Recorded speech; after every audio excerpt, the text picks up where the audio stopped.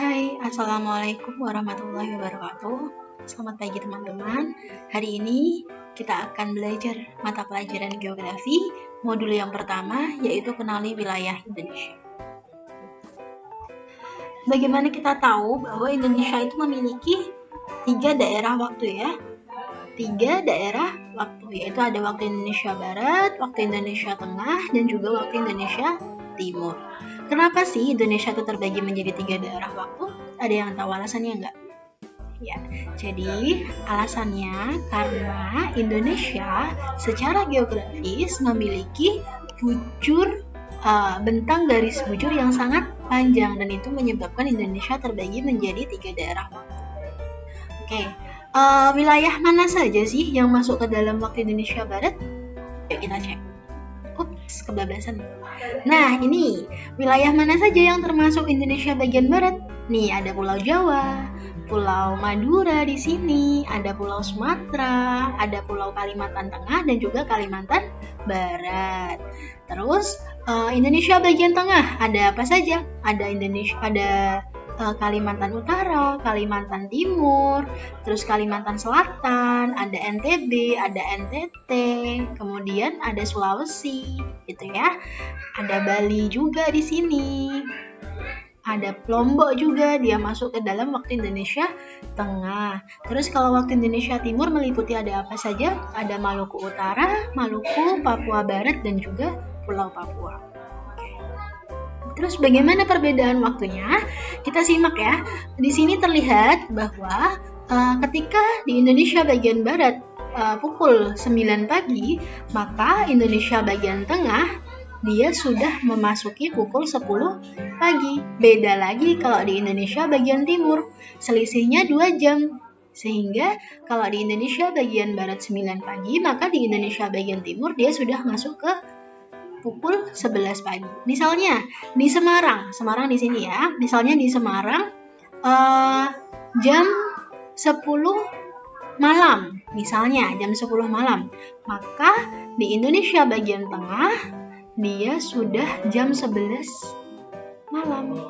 Di Indonesia bagian timur, misalnya di Papua, dia sudah masuk jam 12 malam. Gitu ya. Misalnya nih, kalian habis dari Bali, berangkat nyebrang ke Jawa Timur, berangkatnya jam 2 pagi.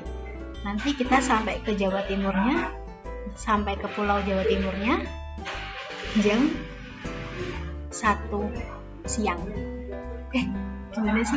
Gini, kalau misalnya di Bali kita berangkatnya jam 2 siang, maka kita sampai ke Jawa Timurnya, ke pelabuhannya itu jam 1 siang, mundur jamnya gitu ya, gitu ya, bener gitu ya maksudnya ya, paham ya. Misalnya nih di Indonesia bagian tengah, misalnya di Bali lagi deh, di Bali jam 7 malam, maka di Indonesia bagian barat masih jam 6 malam gitu ya, bukan jam 7, jam 6 malam gitu ya.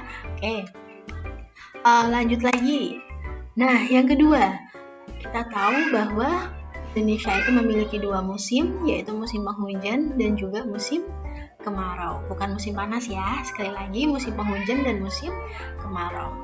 Terus perbedaannya apa? Nih, pergantian musim penghujan dan kemarau di Indonesia dipengaruhi oleh perubahan angin muson serta kandungan uap air yang dibawa oleh angin saat melintas di wilayah Indonesia.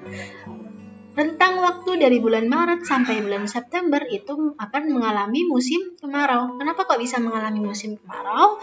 Karena pada saat itu matahari berada di belahan bumi utara, sehingga udaranya itu bergerak dari selatan menuju utara, gitu ya. Kalau musim penghujan gimana? Nih, kalau musim penghujan itu harusnya mulai dari bulan September sampai bulan Maret. Alasannya apa? Karena matahari berada di bumi bagian selatan, sehingga udaranya itu bergerak dari utara ke selatan. Dan itulah yang menyebabkan Indonesia mengalami musim penghujan. Gitu ya, sampai sini paham? Oke, lanjut. Yang ketiga yaitu batuan antar benua. Jadi, berdasarkan keadaan batuannya, wilayah Indonesia ini dikelompokkan menjadi 3 daerah asal batuan. Ada wilayah dangkalan Sunda, yaitu antara Sumatera, Kalimantan, dan Jawa di sini. Dan juga ada wilayah dangkalan Sahul, yaitu antara Papua dan juga Sumatera, Australia.